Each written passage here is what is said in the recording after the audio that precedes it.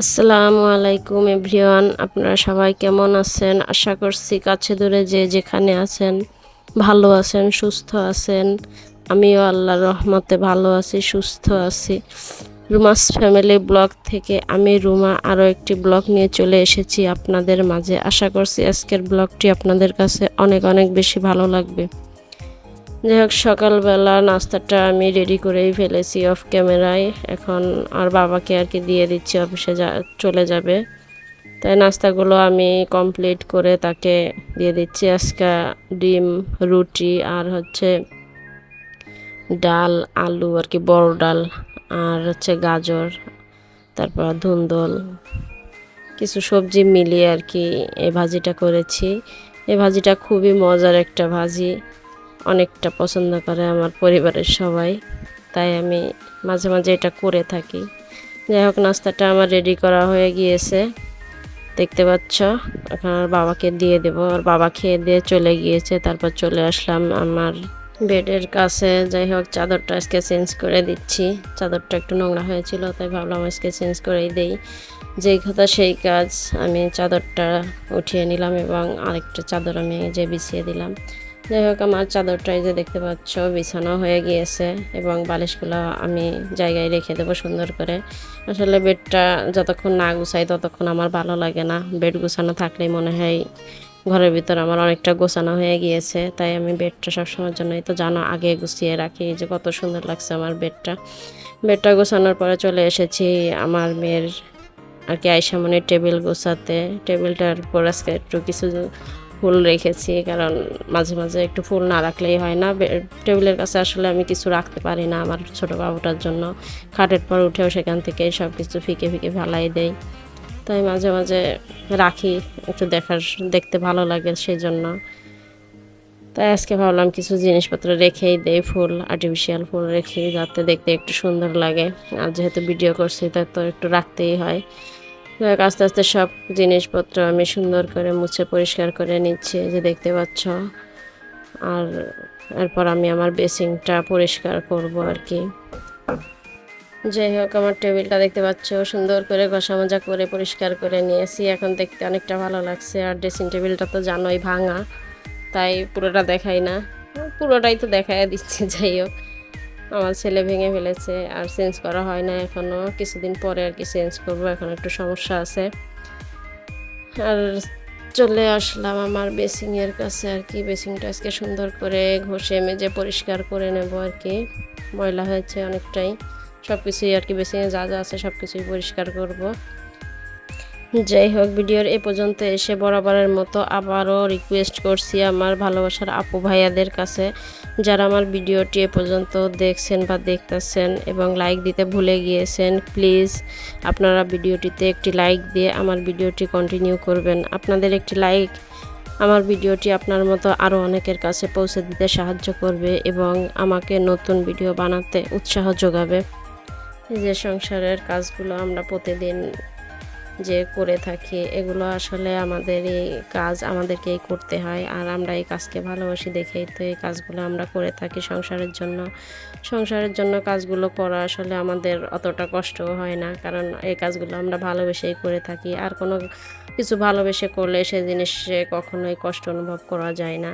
আমরা ভালোবাসি দেখেই তো আমাদের সংসারটাকে আমরা এত সুন্দর করে সাজিয়ে গুছিয়ে রাখি।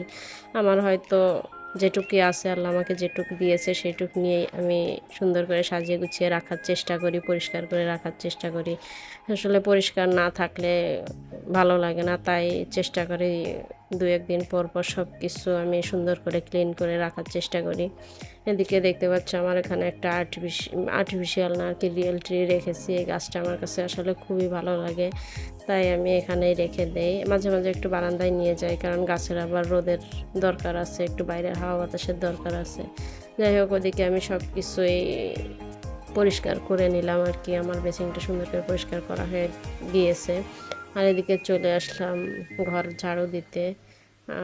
তাই আমি সুন্দর করে ঘরটাও আমি ঝাড়ু দিয়ে নিচ্ছি আর কি।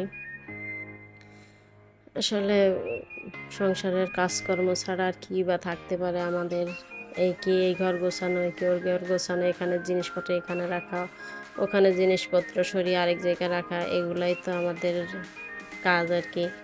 আমাদের মতো গৃহিণীরা আসলে সবসময় চেষ্টা করে যে কোন জিনিসটা কোথায় রাখলে ভালো লাগবে, কোন জিনিসটা কোথায় রাখলে দেখতে সুন্দর দেখাবে। তাই আমরা সবসময় এদিক ওদিক করে উলট পালট করে সব জিনিসপত্র আর কি রেখে থাকি, কোন ফুলটা কোথায় রাখলে ভালো লাগবে দেখতে, এটাই চেষ্টা করি আর কি। যাই হোক, তোমাদের সাথে কথা বলতে বলতে দেখো আমার পুরো রুমটা আর কি সুন্দর করে গোছানো হয়ে গিয়েছে। এই যে বেডটা গোছানো থাকলে অনেকটা সুন্দর লাগে আমার কাছে। আর এই বেডটা আমার খুবই প্রিয় আর কি, এই বিছনা চাদরটা।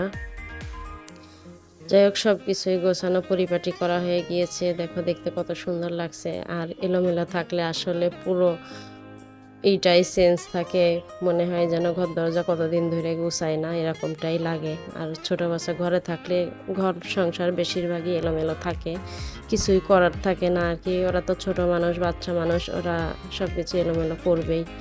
তাই হোক, সময় সুযোগ করে আমাদের সব সময় সব কিছু গুছিয়ে রাখার চেষ্টা করতে হয়, আর আমিও তাই করি। এদিকে ওই পাশের রুমটাও আমি সুন্দর করে গুছিয়ে নিয়েছি অফ ক্যামেরায়। আর এদিকে তো তোমাদের সামনে এটা গোছালাম সব কিছুই সুন্দর করে। আর এটা আমার তো ড্রয়িং রুমটা, যেটা আমি আমার মেয়ের বেডরুম হিসেবে ইউজ করে থাকি। আর ড্রয়িং রুমে আসলে আমার ডাইনিং টেবিল তো নাই। যাই হোক, কেনার চেষ্টা করব আস্তে আস্তে। ডাইনিং টেবিলে রাখি অনেক শখ আমার, যেদিন পারবো, যেদিন আল্লাহ আমাকে সামর্থ্য দেবে সেদিন আমি আর কি কিনবো। আর কিনলে তো তোমাদের সাথে আমি শেয়ার করবই। যাই হোক, আমার রুমটা অলরেডি ফিটফাট হয়ে গিয়েছে। চলে আসলাম রান্নাবান্নার কাছে। দুপুরে রান্নাবান্নার সময় হয়ে গিয়েছে। আমি অফ ক্যামেরায় সব কিছু কাটা করে নিয়েছি। আজকে ভেন্ডি ভাজি করব আর কি, আর ডাল রান্না করব। আর ডালটা তো বসিয়ে দিয়েছি, দেখতে পাচ্ছ, ভেন্ডিও বসিয়ে দিয়েছি। আর হচ্ছে তেলাপিয়া মাছ আর কি ভুনা করব। তেলাপিয়া মাছটা আর কি আমার ছেলেমেয়েদের খুবই পছন্দ। এই মাছটা অনেকটাই বড়, মাছটা আর কি ভুনা করলে অনেকটা মজা লাগে, আমার কাছে ভালো লাগে। সবসময় আসলে মাছটা আনা হয় না, অনেক দিন পর আর বাবা আর কি তেলাপিয়া মাছটা এনেছে, তাই ভাবলাম ভুনা করে নেই।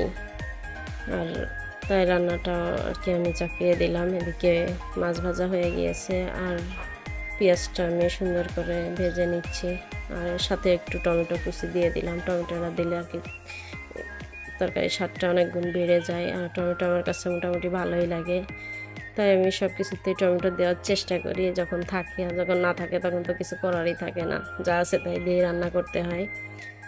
যাই হোক, আমার দেখতে পাচ্ছ এই করা আর কি পেঁয়াজ রসুনটা ভাজা হয়ে গিয়েছে। আর মাছটাও আমি দিয়ে আর কি সুন্দর করে করে নিয়েছি।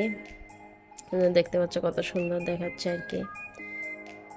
যাই হোক, মাছটা আমার প্রায় রান্না হয়ে গিয়েছে। গত ব্লগে শম্পা আক্তার জুই আইডি থেকে জুই আপু জানতে চেয়েছেন আমার অ্যাকোয়ারিয়ামটা কমপ্লিট করতে কত টাকা খরচ হয়েছে। আপু, তোমাকে বলছি, আমার অ্যাকোয়ারিয়ামটা কমপ্লিট করতে 1300 থেকে 1400 টাকার মতো খরচ হয়েছে। তুমি যদি আজকে আমার ভিডিওটি দেখে থাকো তাহলে আশা করি তুমি উত্তরটি পেয়ে গেছো আপু। যাই হোক, তোমাকে অসংখ্য ধন্যবাদ, তুমি ভালোবেসে আমার ভিডিওটি দেখছো এবং আমাকে সুন্দর একটি কমেন্ট করছো।